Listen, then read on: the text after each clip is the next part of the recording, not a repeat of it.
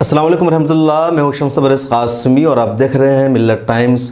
कांग्रेस को असम में एक बार फिर शिकस्त का सामना करना पड़ा है और इस बार कांग्रेस को शिकस्त का सामना खुद उनके अपने एमएलएस की वजह से करना पड़ा है। दरअसल असम समेत 5 सूबों में राज्यसभा का आज चुनाव था। आज मतलब 30 मार्च को वोटिंग हुई राज्यसभा के लिए। 5 सूबों के लिए कुल 31 राज्यसभा के मेंबर का इलेक्शन था, जिसमें असम से भी 2 राज्यसभा के उम्मीदवार का चुनाव था। बीजेपी ने 2 उम्मीदवार को उतारा था और कांग्रेस ने 1 उम्मीदवार को उतारा था। कांग्रेस के नंबर्स बड़ी मुश्किल से पूरे हुए थे, लेकिन उसमें से भी कांग्रेस के 5 मेंबरों ने खुद कांग्रेस को धोखा दिया और उसकी वजह से बीजेपी ने आसानी से असम की दोनों राज्यसभा की सीट पर कब्जा कर लिया और कांग्रेस को शिकस्त का सामना करना पड़ा है। आइए तफसील आपको बताते हैं कि दरअसल कैसे हुआ है। असम में राज्यसभा की कुल 2 सीटें हैं, 126 विधानसभा की कुल सीटें हैं और 126 में से राज्यसभा के इलेक्शन के लिए एक मेंबर के लिए यानी एक एमपी के लिए 43 एमएलए चाहिए, 43 वोट्स चाहिए और इस तरह सिर्फ 2 एमपी ही राज्यसभा के असम से हर 2 साल पर मुंतखब हो पाते हैं। बहरहाल बीजेपी के पास असम में कुल मिलाकर के 43 एमएलए है। इसके बावजूद भी बीजेपी के एक मेंबर के लिए वोट्स पूरे हो रहे थे और दूसरे मेंबर्स के लिए 3 वोटों की कमी हो रही थी। कांग्रेस के पास असम में सिर्फ 26 एमएलए है, 43 का नंबर से नहीं पूरा हो रहा था, तो कांग्रेस ने दूसरी पार्टियों के साथ अलायंस किया। All India United democratic front, जिसके कौमी सदर मौलाना बदरुद्दीन अजमल है, उसके साथ कांग्रेस ने बातचीत की और एआईयूडीएफ ने कांग्रेस को समर्थन किया। 26 और 15 एमएलए मिले तो कुल हो गए 41। 2 एमएलए की मजीद जरूरत थी कांग्रेस को। चुनांचे सीपीआईएम के पास वहां असम में एक एमएलए है, उनसे बात हुई और एक और कोई पार्टी है, उन्होंने भी कांग्रेस को समर्थन देने का वादा किया और इस तरह कांग्रेस के नंबर 43 पूरे हो गए थे। कांग्रेस ने अपना उम्मीदवार बनाया था रिपुन बोरा को और उम्मीद थी कि रिपुन बोरा राज्यसभा के मेंबर हो जाएंगे। दूसरी तरफ कांग्रेस के एक मेंबर्स, बीजेपी के एक राज्यसभा उम्मीदवार के पास नंबर्स पूरे थे और दूसरे के पास 3 नंबर कम हो रहे थे। दूसरी तरफ कांग्रेस के मजमूई नंबर्स 43 पूरे हो रहे थे। इसलिए उम्मीद थी कि रिपुन बोरा की जीत हो जाएगी, लेकिन जब वोट डाले गए तो कांग्रेस के 5 विधायकों ने अपना वोट बीजेपी को ट्रांसफर कर दिया, जिसमें से एक विधायक के बारे में कन्फर्म हो गया कि उसने क्रॉस वोटिंग की और क्रॉस वोटिंग की वजह से बीजेपी को फायदा हुआ, यानी बीजेपी के नंबर्स बढ़े। दूसरे 4 विधायकों के बारे में ये खबर आ रही है कि उन्होंने बीजेपी को वोट किया है। एक ने जो बीजेपी को वोट किया है उसका कन्फर्म हो गया 4 में से, और 3 के बारे में कंफर्मेशन बाकी है।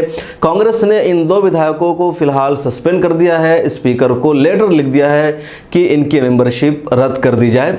इस वक्त 5 सूबों में 13 के लिए यानी 13 राज्यसभा के उम्मीदवारों के इलेक्शन होना था।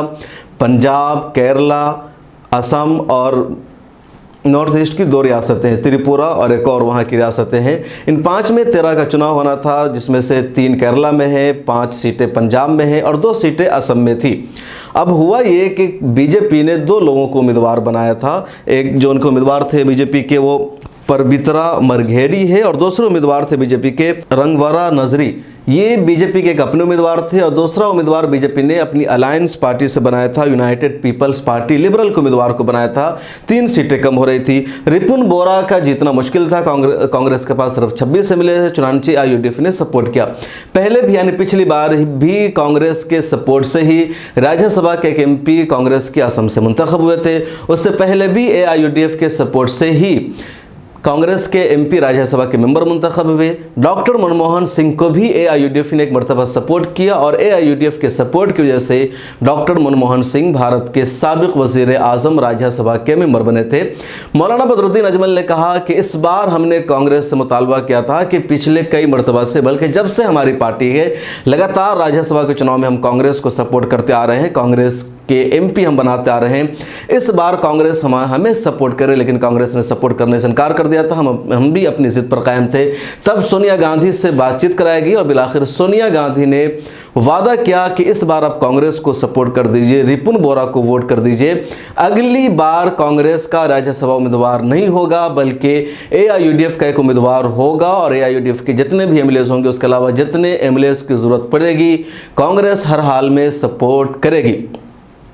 इस बार कांग्रेस को सपोर्ट करने की बातचीत थी, लेकिन कांग्रेस के एमएलएज ने धोखा किया। हालांकि कल कांग्रेस ने चालाकी करते हुए एआईयूडीएफ पर ही इल्जाम लगा दिया था कि all India United democratic front के 5 एमएलएज ने कांग्रेस को वोट करने के बजाय बीजेपी को वोट कर दिया है, उन्होंने हमें धोखा दिया है। लेकिन आज एआईयूडीएफ की लीडरशिप ने मुकम्मल सबूत पेश किया और कहा कि हमारे पास तमाम सबूत मौजूद है, हमारे सारे एमएलएज हमारे साथ है। All India United democratic front के जो कौमी नायब सदर हैं सिराजुद्दीन अजमल और वो पार्टी के हाउस में लीडर भी है, वो साथ रहे। उन्होंने कहा हमने व्हिप जारी किया था और कोई भी हमारा एमएलए न तो उसने क्रॉस वोटिंग की है, न गलत वोटिंग की है, न उसने बीजेपी को वोट किया है, सब हमारे साथ है, सब ने कांग्रेस को वोट किया है और जो कांग्रेस से हमने मुआहदा किया था, वादा किया था, उस पर हम अटल है। कांग्रेस ने शुरू में इल्ज़ाम लगाया, लेकिन बाद में खुद साबित हुआ कि कांग्रेस के एमएलए है सिद्दीक, उन्होंने क्रॉस वोटिंग की। सिद्दीक मिनिस्टर रह चुके हैं, उन्हें पता है कि एमएलए के लिए कैसे वोटिंग की जाती है, लेकिन इसके बावजूद अगर उसने क्रॉस वोटिंग की तो इसका मतलब है कि सब जानबूझकर हुआ। उसके अलावा एक और एमएलए के बारे में पता चला कि उसने बीजेपी को वोट किया और 3 के बारे में जांच जारी है जिन पर शक है। इस तरह कांग्रेस के 5 एमएलएज ने जब कांग्रेस को वोट नहीं किया तो 43 के बजाय कांग्रेस को वोट पड़े सिर्फ 38। उधर बीजेपी को 40 से ज़्यादा वोट पड़ गए और इस तरह दोनों राज्यसभा की सीट पर असम से बीजेपी ने कब्जा कर लिया है और एक शदीद नुकसान पहुंचा है कांग्रेस को असम में। अब आगे देखिए क्या होता है, तफ्तीश जारी है, जब भी कुछ अपडेट होगा हम आपको बताएंगे। हमारी वीडियोस देखने के लिए बेहद शुक्रिया। मिल्लत टाइम्स की खबरें पढ़ने, सुनने और देखने के लिए गूगल प्ले स्टोर से ऐप डाउनलोड करें। यहां आप उंगली की क्लिक में पढ़ सकते हैं 4 ज़बानों में न्यूज़, उर्दू, हिंदी, अंग्रेजी, बांग्ला। आप ऐप पर मिल्लत टाइम्स की वीडियोस भी देख सकते हैं। अगर आप YouTube पर देख रहे हैं तो रेड बटन को दबाकर चैनल को सब्सक्राइब करें और बेल आइकन ज़रूर दबाएं। फेसबुक पर देख रहे हैं तो पेज को लाइक और फॉलो ज़रूर करें। ट्विटर और इंस्टाग्राम पर भी मिल्लत टाइम्स को फॉलो करें। मिल्लत टाइम्स की स्टोरीज हासिल करने के लिए टेलीग्राम और व्हाट्सएप पर बराह रास्त हमारे साथ जुड़ सकते हैं। हमारे काम से आप मुतमईन हैं तो इसे जारी रखने और मजबूत बनाने के लिए हमें सपोर्ट करें। स्क्रीन पर दिख रहे और डिस्क्रिप्शन में दिए गए अकाउंट नंबर पर मिल्लत टाइम्स को अपनी रकम भेज सकते हैं।